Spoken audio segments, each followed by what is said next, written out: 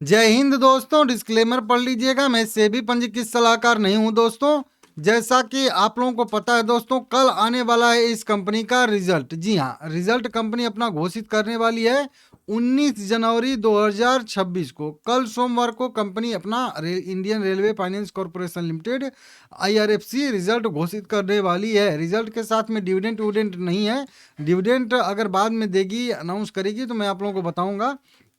लेकिन कल की तैयारी कर लेते हैं कि कल रिजल्ट कैसा आएगा, तो हमको क्या रिएक्शन देना है, क्या करना है। ठीक है ना, इस पे बात कर लेते हैं। ठीक है ना। देखिए, अभी शेयर जो है 122 रुपये पे ट्रेड कर रहा है। हाल फिलहाल में शेयर में एक छोटा सा मोमेंटम भी देखने के लिए मिल रहा है, फिर उसके बाद प्रॉफिट बुकिंग और उसके बाद सस्टेन करता हुआ हम लोगों को दिख रहा है। वॉल्यूम की बात करेंगे तो वॉल्यूम इसमें जब लगभग 1 करोड़ के आसपास ट्रेड होता है, 1.1 crore equity share total trade हुआ है। 143 करोड़ रुपए के टोटल शेयर यहाँ पे बाय सेल होते हुए दिख रहे हैं और 27-28% का डिलीवरी परसेंटेज भी यहाँ पे देखने के लिए मिला। कोई भी इसमें प्राइस बैंड नहीं है, कितना भी बढ़ घट सकता है। ठीक है ना। अब देखिए, सबसे पहले अगर हम लोग बात करेंगे इसके पिछले रिजल्ट की, तो देखिए पिछला जो इसका सितंबर वाला रिजल्ट आया था 1777 करोड़ नेट प्रॉफिट था। अगर हम लोग यहाँ पे दिसंबर से तुलना करेंगे तो 1631 करोड़ का यहाँ पे जो है प्रॉफिट कंपनी को हुआ था। और अगर हम लोग पीछे का यहाँ पे देखेंगे 8-10 क्वार्टर का, तो पहले 1500 करोड़ के अराउंड अराउंड करता था, उसके बाद 1600 करोड़ के अराउंड अराउंड, अब जो है 1700 करोड़ के अराउंड अराउंड जाता है। मतलब कह लीजिए कि पहले 1600-1500 करोड़ के बीच में रहता था, 15.5 15.15, अब उसके बाद 16.5 16 ऐसे था। अभी जो है 17 से 18 के बीच में इसका नेट प्रॉफिट रहता है। ठीक है, स्टेबल इसका नेट प्रॉफिट रहता है, बहुत ज़्यादा घटता बढ़ता नहीं है। कुछ कंपनियों का होता है कि अगले क्वार्टर में 1700 करोड़ का नेट प्रॉफिट हुआ, फिर उसके अगले क्वार्टर में हो गया कि 2000 करोड़ का नेट प्रॉफिट हो गया, फिर उसके बाद फिर से 1500 करोड़ का हो गया, तो फिर से जो है 1000 करोड़ का हो गया। ऐसे इसका बहुत ज़्यादा मतलब घटता बढ़ता नहीं है, स्टेबल रहता है। थोड़ा बहुत 10-20-50 करोड़ का इधर उधर डिफरेंस रहता है, तो स्टेबल इसका रिजल्ट आता है, तो ये बढ़िया रहता है। ठीक है ना। अब बात करेंगे इसके Q3 का बिजनेस अपडेट का, कि क्या कोई ब्रोकरेज रिपोर्ट आई है, इसके अनुमान कुछ भी। तो देखिए, अनुमान तो ऐसा कोई भी यहाँ पे नहीं आया है। ठीक है ना। हाँ, कुछ विश्लेषक हैं जो इस पे 19 जनवरी के रिजल्ट को देखते हुए थोड़ी सी अपनी जो है सलाह यहाँ पे दे रहे हैं, मतलब इसमें। और वो जो है थोड़ा सा एक अपडेट आ रहा है, जिसमें अगर मोतीलाल ओसवाल की बात करेंगे तो उनको लग रहा है, उन्होंने होल्ड करने की सलाह दिया और कहा है कि अगर सरकार बजट में रेलवे सेक्टर के लिए कुछ सकारात्मक आवंटन करती है, कुछ बजट वजट में कोई कुछ अलग से अनाउंसमेंट करती है रेलवे सेक्टर के लिए, तो फिर यहाँ पे मतलब फोकस करती है रेलवे सेक्टर पे, तो IRFC को उसका जो है बेनिफिट मिल सकता है, ऐसी संभावना यहाँ पे दिख रही है।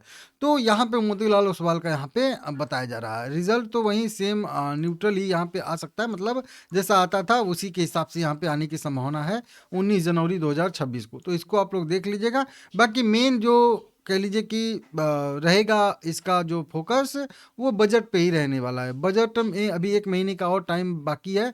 लगभग कह लीजिए कि वहीं 1 फरवरी को रविवार को बजट पेश होगा इस बार हम लोगों का, और उस दिन मार्केट रविवार को ओपन भी रहेगा। समझ रहे हो आप लोग।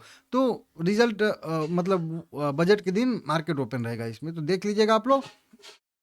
अब सीधा सीधा हम लोग चलते हैं यहाँ पे कि क्या करना चाहिए क्या नहीं करना चाहिए। देखिए, अगर 1700 करोड़ या उससे प्लस का रिजल्ट आता है तो उसको हम लोग न्यूट्रल मानेंगे, नॉर्मल मानेंगे, क्योंकि उतना ही इसका आता ही है। अब अनुमान नहीं लगा सकते कि नहीं 2000 करोड़ का आएगा। वहीं जो अभी बता रहा था, स्टेबल रहता है, थोड़ा बहुत ऊपर थोड़ा बहुत नीचे इसका नेट प्रॉफिट घटता बढ़ता रहता है। अभी हाल फिलहाल में इसको जो है सरकार की तरफ से DPA विभाग के तरफ से एक्सीलेंट रेटिंग यहाँ पे मिला था। कई सारे 2-3 ऋण भी कंपनी ने 10,000 करोड़ के एक जो है जारी किए थे। एक फिर से ऋण जारी किए थे इसी तरीके से 9,000 करोड़ के। तो कई सारे 2-3 ऋण भी कंपनी ने इस क्वार्टर में, या कह लीजिए इस महीने में कंपनी ने इशू किए हैं, पिछले दिसंबर में भी और इसमें भी। तो ये भी एक देखने वाली बात रहेगी। ठीक है ना। चार्ट पे बात करेंगे तो अभी हाल फिलहाल में जब से कंपनी ने वही 2-3 ऋण जो है वो अप्रूव किए थे, तो उसकी वजह से ये एक रिकवरी आई थी। उसके बाद शेयर जो है ऊपर के साइड में फिर से सस्टेन कर गया है। देखिए, रिजल्ट अगर मैं आप लोगों को बता दूं, रिजल्ट के नज़रिए से 1700 करोड़ या उससे प्लस का रिजल्ट आता है तो उसको हम लोग न्यूट्रल मान के चलेंगे, क्योंकि 1700 करोड़ के आसपास ही इसका रिजल्ट आता है। ठीक है ना। नीचे अगर हम लोग यहाँ पे चार्ट पे बात करेंगे, तो अगर आप बहुत पैनिक एक जो है कह लीजिए कि आप नहीं, मैं कह लीजिए, ठीक है ना, अगर मेरा इसमें व्यू हो तो मैं अभी इसमें अगर मतलब खरीदने के साइड से मैं अपना व्यू बताऊं अपना कि मुझे अगर खरीदना हो तो क्या करूंगा, तो मैं यहाँ पे एक एंट्री छोटा सा लेके 115 के आसपास का स्टॉप लॉस मैं रख सकता हूँ। ऐसा यहाँ पे कंडीशन रहेगा। जैसे कि यहाँ पे मान लेते हैं करंट पे एंट्री करेंगे तो 115 के नीचे का छोटा सा स्टॉप लॉस फॉलो करेंगे, जी 6 पॉइंट का बनेगा, 5% के आसपास का बनेगा। और ऊपर के साइड में जो रहेगा मेरा रेजिस्टेंस, तो यही वाला मैं ले लूँगा, लगभग 140 के आसपास का ही मेरा उद्देश्य रहेगा, या कह लीजिए टारगेट, ठीक है ना।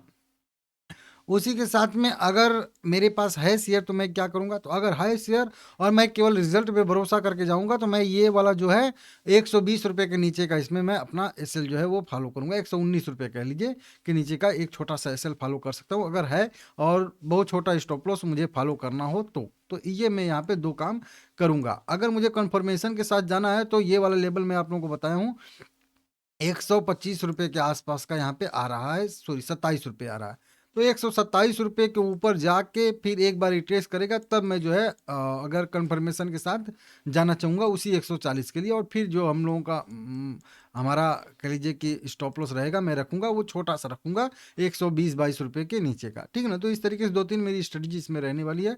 व्यू इसमें न्यूट्रल ही रहेगा, और न्यूट्रल से लेके पॉजिटिव कह लीजिए थोड़ा सा व्यू रहेगा, होल्ड कर सकते हैं, कोई दिक्कत नहीं है, ठीक है ना।